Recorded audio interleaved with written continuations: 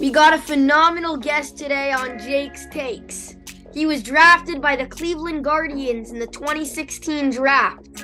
In high school, he starred in football, basketball, and baseball. And now he's crushing it on the mound for the Guardians. It's my absolute honor to welcome to Jake's Takes the 6'3" right-hander himself, Zach Plesac. Yeah, you can be the greatest, you can be the best, you can be the King Kong. So, Zach, how you doing? Dude, I'm doing good, man. Thanks again for having me, man. It's a pleasure to be here with you. Man, thanks for joining me, and huge shout out to my man Shane Bieber for hooking us up, man. So nice of Shane. You know, No he doubt. just tied the knot. Were you there? Were you at the wedding? I was at the wedding, dude. A beautiful wedding out there in Malibu, California. Two beautiful souls getting married, and I was lucky enough to be able to be there with them to celebrate. So it's a beautiful weekend in the beautiful state of California, up in the hills of Malibu. That's awesome. I hope your ERA this year is lower than your drink count that night. I also want to congratulate you on the new deal. You signed one to avoid arbitration, am I right? Yep. This is my first year arbitration. So we settled, and thank you, dude. Thank you. It's all a blessing. I'm grateful for everything. And the work doesn't stop. Hopefully it's just the beginning of something special. We continue to work every day, stay humble, and just keep reaching for the stars, man. You know how it is.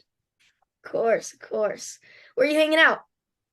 I'm down here in Bradenton, Florida right now. I just bought a house down here, closed in August. So I've been down here for the off season. Hanging out down here. My buddy Miles Straw is a center fielder for us. He lives down here, so we've been hanging out. I go and do my throwing and my workouts over at State College of Florida in Bradenton. It's right across from IMG Academy, the high school, international high school that guys and girls go to for sports pretty much. But really good setup here down in Florida. So I'm finally able to say I got my own place, and man, it feels better than ever. By the way, I'm telling you, I love Florida. It's the best place. It's so awesome. No doubt. We got to get you down here to fish one of these days, man. Oh, yeah. You ready to get into this? Let's do it. Let's go. So, Zach, before choosing baseball as your career, you were an athlete across the board.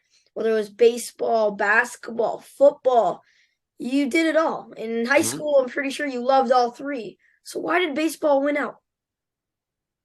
That's a good question. I think when I was trying to decide what would be the best choice for my future and my career, obviously I wanted to play a sport going into college. And, my dreams were to play professionally. Baseball seemed like the right avenue for me. That was definitely the sport I was best at.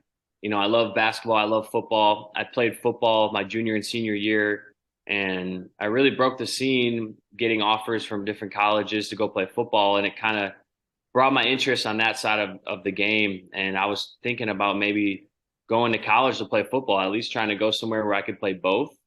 But when I got to Ball State, that's where I went to college to play baseball. The football and the baseball coach both met because the football coach wanted me to play there. But the baseball coach had me on scholarship, so he just didn't think it would be right if I got hurt playing football and blew a scholarship for baseball. I think it was probably my senior year when I really understood my role as an athlete and who I was going to be, and that was going to be a baseball player at the next level. What position did you play in football? I was a receiver, wide receiver. Okay, you got the footwork? Yeah, I got the hands, dude. I'd find the pockets and get open, and we ran the spread offense. Our quarterback went to Cornell, so he was pretty good. He's 6'5". We ran the spread, and they just had me out wide, and I just flashed the quarterback the signs with my fingers of what route I was going to run if I was on man coverage, and he would just hit me every time. So we had a good thing going, and we were pretty good, man. We had some good players on that team, but it was a lot of fun, man. Those Friday nights they're different. It's a different beast, man. It's a lot of fun. So I'm speaking to high school Justin Jefferson. Okay. By the way, do you follow the NFL? I do. Yeah, I do. I honestly have not kept up as well as I should be. I think I don't do fantasy football, or I'm not really too into stats, but I'm a Bears fan, and obviously I'm a fan of players who got the drip and who are really good. So, I'd say I'm not as into it as I should be, but I'm a fan of football for sure. Bears fan, okay. Justin Fields, amazing rushing year, but Yeah. okay. Still got No a lot doubt. of work to do. No doubt.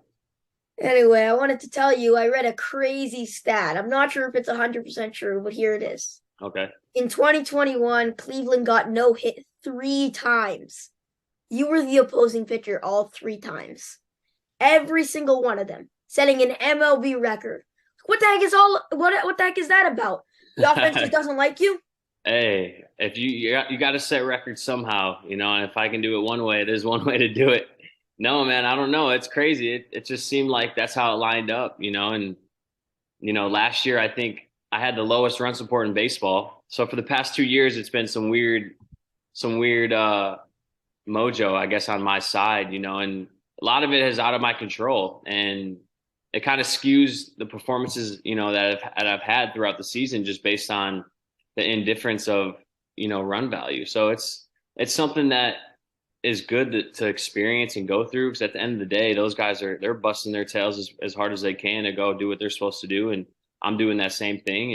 And as long as I can bring that energy out there to get the boys confident, I mean that's what I can control. And I think when you try to create more effort and you're trying harder and trying to get guys out more hard, I think it just creates a margin for tentativeness. There's no freeness in like the dance of being able to be out there and pitch and get guys out. It kind of creates that atmosphere. So I'm going to take responsibility for that, and in learning that I need to create more of a free flowing dance when I'm out there to kind of get the guys in a better rhythm, so that when we come out on offense, we're ready to hit.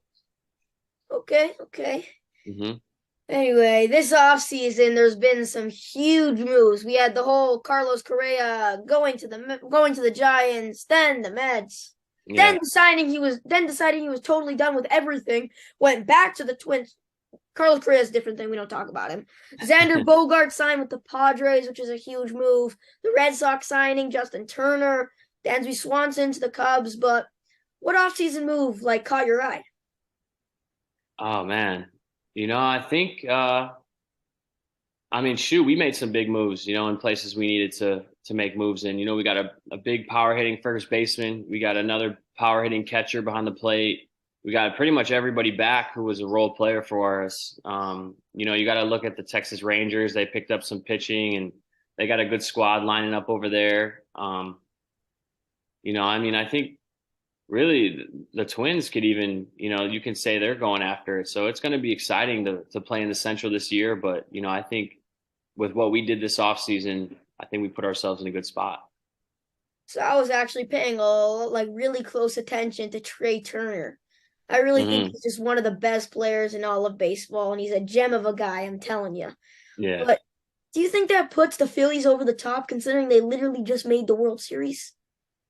Man, that's tough to say, and this game of baseball is so hard to predict, So I mean, it's going to be cool to watch as the season unfolds and to see where guys break through and what teams kind of rise to the top. And just like the Phillies last year, they got hot at the right time. They weren't a hot team the whole season, and then they get hot at the right time and they make it to the World Series. So, I mean, yeah, he's going to be a huge impact player for them for sure.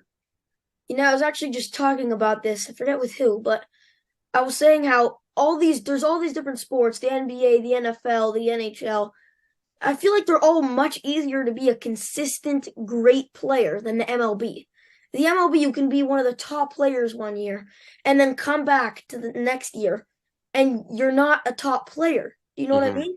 Yeah, yeah, no doubt. And I think really baseball is that sport where, unlike, in basketball or football, you can't out hustle someone or you can't out physical somebody. In basketball, if you out hustle someone, you get loose balls, you get steals, you get rebounds, you out physical guys, you get boards, you get to the basket, you're shooting free throws. But in baseball, you can do everything right and still fail. So it's really, I think in baseball is about creating that consistency with who you are. And then the statistics kind of play themselves out throughout time, So as long as you're not trying to be somebody you aren't, I think baseball is a game of continue to build on your consistencies of a person and a player.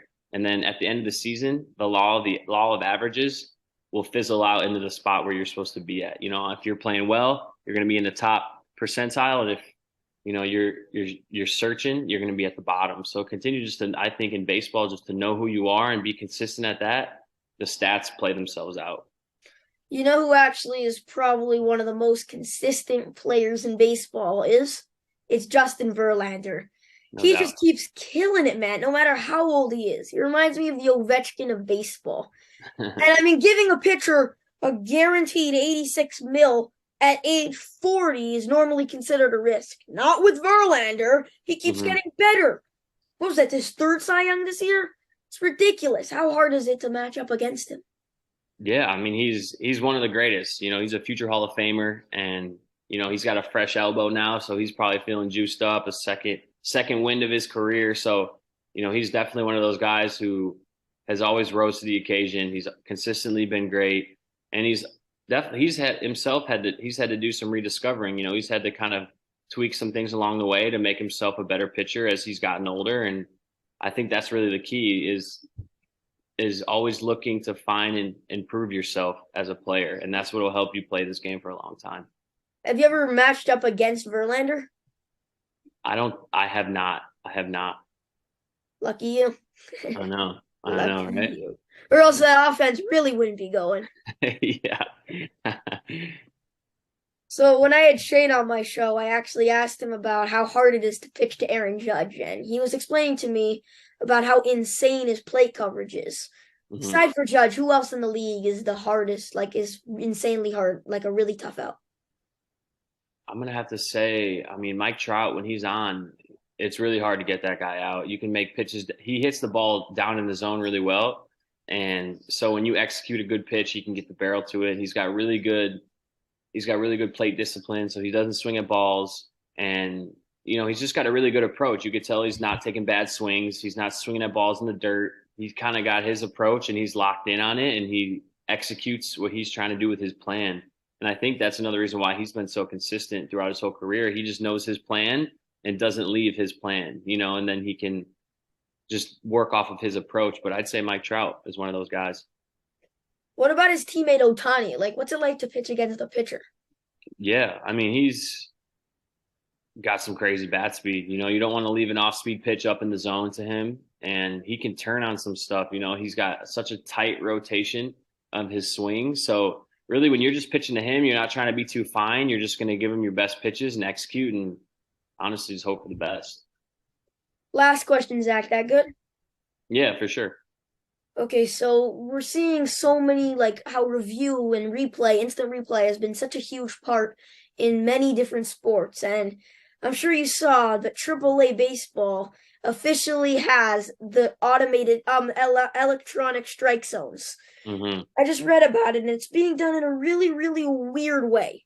In half of the AAA games, the automatic strike zone is going to be used to call all balls and strikes.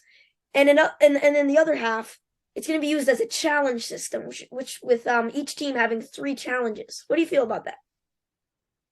Oh man, that's tough, man. Because what's the point of having umpires? I think that's the point of having umpires. And I guess there's pros and cons to each side. You can, as a pitcher, say, I'm going to get the fair. As a hitter, I think it would advantage a hitter in more sense because they're not going to get a ball called as a strike if it's not a strike with the automated system. Um, and I think that's something that the hitter would greatly appreciate. And if the umpire is giving me a half a ball off the edge that day, I'm going to keep attacking half a ball off the edge, and if it's an automated system, you're not going to get that call. So, I think the fun part about baseball is the fact that there's umpires creating the atmosphere based on the plays that break out in front of them. So the automated system for me seems too it takes the game part out of it. It takes like the whole melodic flow of the game of baseball out of contention. So I think just when that's kind of like all the AI things going on now. The AIs are driving drones now at 100 miles an hour, and it's super precision. And that's what you're going to have with an automated strike zone is precision, on the calls. But there's pros to that, but there's also pros to being able to work an umpire and understand where he likes to call the balls and strikes at and attack those zones. And that's how you kind of plan your game plan around. So it's gonna be cool to see how AAA handles that automated strike zone this year, and I'm anxious to see how it goes. Zach, thanks so much for coming on my show and chilling with me. Did you have fun with me today? I had a blast, dude. Thank you, man. It's a pleasure to be on here with you. Man, thank you.